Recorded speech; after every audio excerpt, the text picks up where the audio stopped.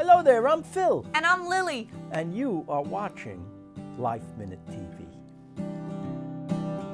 Everybody loves Raymond creator Phil Rosenthal and his daughter Lily have their plates full. The warm and funny duo have just come out with their latest children's book and recently opened a diner in LA. They stopped by the LifeMinute studios recently to tell us all about it and more. This is a Life Minute with Phil and Lily Rosenthal. Phil and Lily Rosenthal in the house. Woohoo! Welcome to Life Minute. Thank you We're so for excited having to have us. you guys. Thank you. We are here for our little book tour for our new book, Just Try It Someplace New, out tomorrow. Our March second 10th. book. Yes, Yeah. it's so great. I read it. It's really sweet. Thank you. Thank you. Yes, your second book, follow up to the bestseller, the first one. Yeah. What inspired these books, and this one in particular? Well, I told my dad, he has this great food and travel show. I think maybe you would assume it's meant for adults that want to learn about places to travel, but we've noticed that we were getting a ton of reactions and videos sent to us of these little kids imitating him. The dances that he does, the funny faces that he makes when he takes a bite of food. It's very insulting. And we decided, okay, what if you did something in the kids space that's just meant for kids? Because they love you. You should do that. And he said, okay, I'll do that, but only if you'll do it with me. And so we decided to write a kids book together. And now this is our second one. And we love doing it. It's so fun. That's so great and so sweet. And Someplace New. Why Someplace New? What prompted this one? Well, the first book was Just Try It, about a dad who eats everything and his little girl who wouldn't eat anything. And then, because that was successful, we're now doing a series of books. And we thought, Just Try It applies to everything in life, especially for kids. They have to try things for the first time through their lives. So we thought, what's the next thing they could try? What about someplace new? Going someplace other than their home. So we thought, what's the first place a kid travels to and maybe stays over for the first time? We thought of Grandma's house. Yeah. Right? Oh, yep. Yeah. Did that ring home? Obviously the first one, because is it true you were a picky eater? So, all right, we fabricated a little bit. I won't lie. I was more of the picky eater, actually, when I Wow, was really? little. Yeah. But That's Lily was funny. always pretty great. I did like to try things, but the idea came because what if you were a picky eater and you had this man as your father? There would just be so much back and forth. So much pressure to Yes. try things. He just gets so excited by food, so you gotta try things, right? And what about this one? What, Yeah. Was that like real life? Did you go to Grandma's when you were little? I loved Grandma's house. I loved staying with my grandparents in New York. They just made it so cozy and warm, and I just loved it so much. But again, it was just the thought of, what if I was nervous to go there? And maybe I was the first time when I was very, very little. Maybe I just don't remember. But I loved it there so much. Our greatest fear is the unknown, Yes, right? that's And right. that especially applies to kids. Yep. But I know a lot of grown-ups too. They don't want to try new foods. They don't want to try going to new places. They don't want to try new ideas. So these books are designed for parents to read to their kids. And we make them funny and entertaining, because if they're not, nobody's reading your book. But I think a good kid's book transcends just being for children, Yes, and the that's parents right. get a little message too. Absolutely. Exactly. It's so true. And the illustrations are beautiful too. Oh, Luke thanks. Flowers. Luke Flowers, our great illustrator. He Yeah. did our first book. He's done this book. We Yeah. just love Luke. He does such an incredible job of really capturing feeling and expression, and he uses color in such a great way, and we just love working with him. He's great. And you guys are on tour. Yeah. What's next? Where are you headed? We After- have New Jersey tonight. Yeah. We have Charleston, 2 events in Charleston the next couple days, and then Orlando, and then Los Angeles. Wow, back home. Very exciting. home. The best thing for me is I get to do it with my daughter. Yeah, Aw. that's nice. Yeah, what's it like working with him? It's so fun. I learned everything about writing and storytelling from him. So now to do it with him and have him as my co-author, that's a dream come true. That's awesome. So lucky. What else are you guys up to? We have a new family diner in Los Angeles. It's called Max and Helen's, and I run it with my husband, Mason. Congratulations, you Thank just married. you. Yes. Through that rock Yes, land. thank you. It's so much fun, and it's just my dad's dream to have a diner, and my husband and I, we wanted to make it happen, so we're working all together. But Love it's the that. manifestation of everything I've loved in life. All there together at one, family, friends, food, travel, laughs. It's all manifested in this little hug of a diner. Beautiful. Yeah. What is it about food that is so, I'm Italian, so I get it. Food is love for us. What is it that? Yeah, I think it's the great connector. Everywhere you travel, people got to eat. And if you and I are going to have a meeting, let's say, and we don't know each other, I'm going to suggest eating, because at least we're on common ground. We all know how to eat. We all love to eat. So I say food is the great connector, and then laughs are the cement. That's good. Right? Yeah. What's your favorite foods? Oh my God, only everything. Yeah. Top of my mind, Yeah. because we're having it later, is Yeah. Peking duck And it's great in New and York. pizza. Yeah. And we're having pizza later, too. Yeah. So I'm excited for both. Favorite Yeah. things. But I love the comfort food.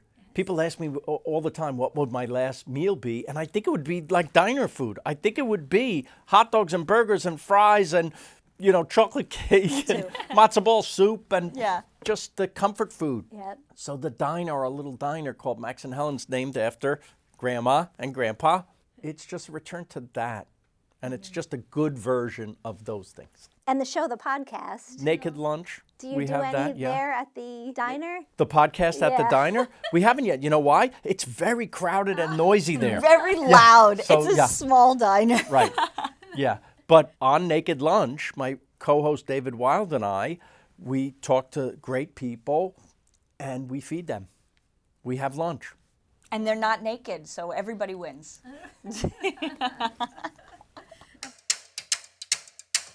I am Phil. Phil. Beautiful lady. Phil.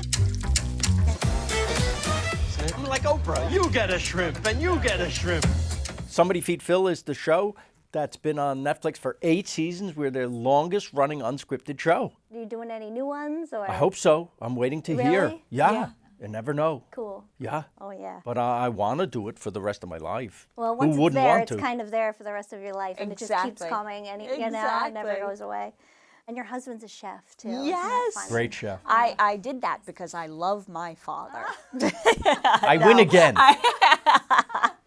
No, I am so lucky. It's my biggest piece of advice I can give to people is always marry a chef, because your life will be so much better. Right. It is. Or have your kids marry a Oh, chef. right. Yeah, Yeah. or that. It's so much fun. He's such a talent, and now we get to run this diner together. cool. It's just a dream come true. My dream now is to just keep opening restaurants with him. That's awesome. But it's not like the show chef. Is he like crazy? Oh and, no, like- he's not crazy. He's very calm, and he's serious in the kitchen. He knows exactly what he needs, and he's very direct, but he's such a warm person, and he's so funny, and he's just the sweetest boy. So it's so nice to have the balance, you know? I love it. So it's a myth. Not all chefs are crazy. See Yeah. that? Where did the love of food come from? From me, you mean? Yeah. Well, I didn't grow up with great food, to be honest. Mom made one good thing, matzo ball soup. It's on the menu. Yeah. But I found the joy of food when I left the house, especially when I traveled. When I went to Europe for the first time as a 23-year-old, I had a baguette and some cheese in Paris, and I was like, I never tasted anything so fantastic. Just simple things, but like done the best you've ever had. And then I went to Italy from there, and kaboom! And so that love, it was tied into travel. The food, you're literally taking in the culture Yeah. and meeting the people who enjoy it and make it even. So, I don't know, it just became, oh, this is what life's about. That's kind of become how we travel. We focus it around the food. When we take a family trip, the thing that's planned out are the meals. Everything else just falls into place around the meals. Yeah. But the meals come first. I love it. I love it. Can you guys cook? No. But again, that's why you marry Marry a chef. What's your favorite cocktail? Ooh, have one. I love an extra dirty Hendrick's martini. Wow. That's my favorite. Very nice plug for the Hendrix. people. Yeah, I love Hendrick's. That's nice. I like anything with tequila. Ooh. Yeah. Yeah, you kind of like Good with the just like Mexican food? neat.